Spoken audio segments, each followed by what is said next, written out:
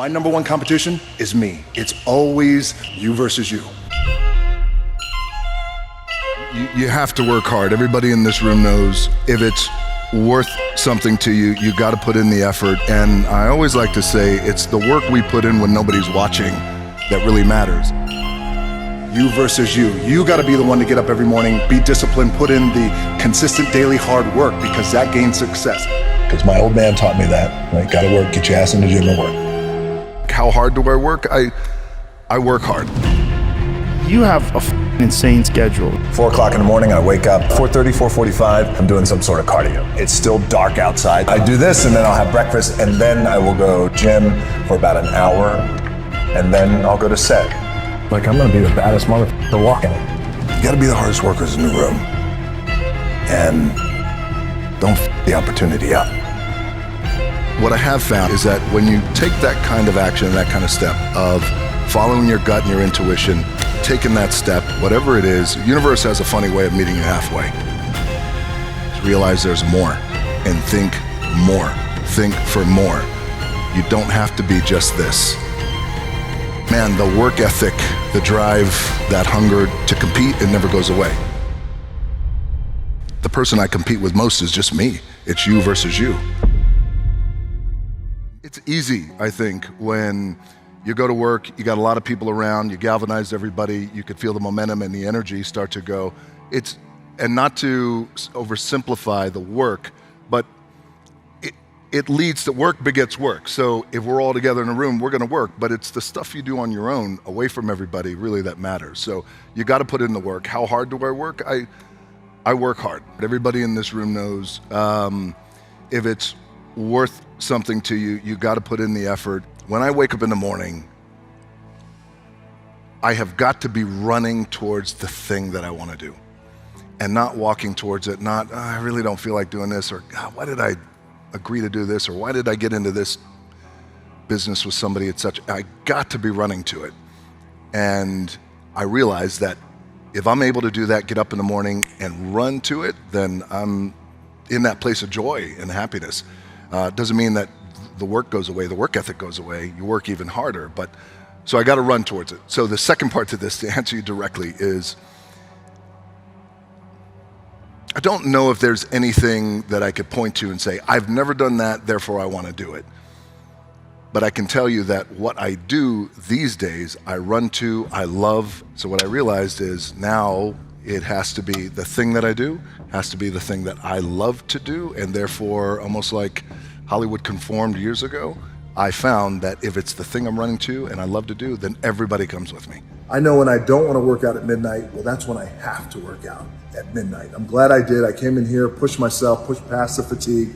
But more importantly than the physicality part, I think, is just being able to come in here, set the edge, the psychological edge, and just recalibrate from a long day, think about what I'm doing tomorrow, what I want to do the next week, month, year, etc. So I would highly recommend to you guys of doing the daily consistent that you don't want to do, push past it, because there's so many people who aren't willing to do it at all. To become one of one and to go for as many years as you've gone, and the highs and the lows and the losses and the injuries and the setbacks and all this other stuff that you go through, what drives you?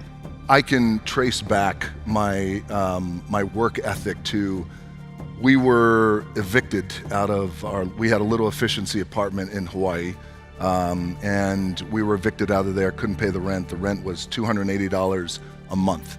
We eventually got kicked out. When we got kicked out, I was 15 years old. I'll never forget it.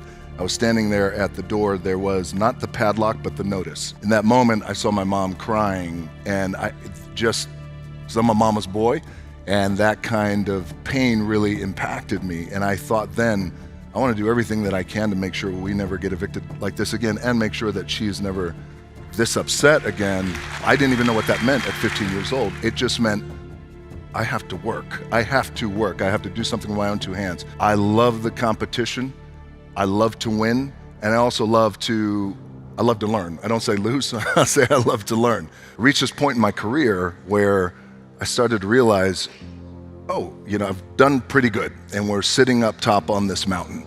And I realized this happened, probably it was a big revelation for me about a year ago, where I thought, okay, I'm on top of this mountain, a few things can happen from here. I've reached this point in my life.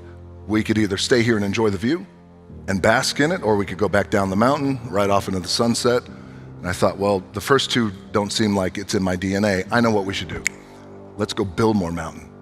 Not only let's go build more mountain, but the difference is, for me, is now bringing everybody with us to build more mountain as well.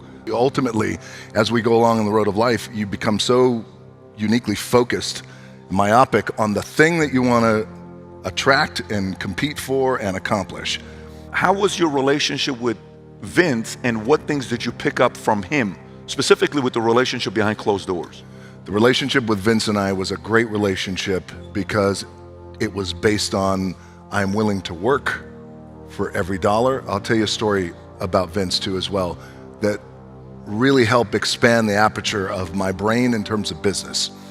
But our relationship with Vince and I, it was about the work, willing to put in the work, and I have a tremendous, boundless respect for the business of pro wrestling. That is so deeply important to him. That's his life, it's his world, it's his blood. And I grew up in the business of pro wrestling. My grandfather wrestled for Vince's dad in the 70s. My dad wrestled for Vince in the 80s. So I went into this with a tremendous amount of respect and reverence, willing to put in the work. Let's get to work. That competitive nature, that never goes away. Do you think that is in you? Do you think that's maybe pops behind closed doors would say certain things to you that you remember? Do you think that's somebody offending you that you said, you're gonna say that to me, watch? What do you think that comes from? Like, is it duplicatable, or is it you either have it in your DNA or you don't? I think there's versions of it that are duplicatable, and but we all go through our own journey and process. So there's something I think that we all can tap into that becomes our juice and our wiring. For me, you bring up my old man. My dad was a professional wrestler at a time when professional wrestling, I think, wasn't as globally renowned as it is today. My dad was paycheck to paycheck kind of guy, and when I decided to get into professional wrestling, we had the biggest fight about it. And ultimately he said, look, I'm not too sure if you have anything to offer. I mean, it got to that level. How old are you at this time? I was 22 years old, 23. And I understand what he meant in his limited capacity to love. He meant, look, I live in this little apartment in Tampa, right up the road, I-75. I don't want this life for you. I think there's more for you out there. And I said, yeah, but I got to follow my gut and my instinct. Along the road of life, we always have these moments that are seminal moments where somebody, sometimes it's a loved one like my old man, sometimes it's a friend, sometimes it's a boss, sometimes it's a stranger who says, you can't do it, you're not good enough, don't even try, pack your stuff and go home. Same thing happened to me in Hollywood. The most important thing is to be what I was and am and will be tomorrow, and that's real. And again, that's when everything starts to conform.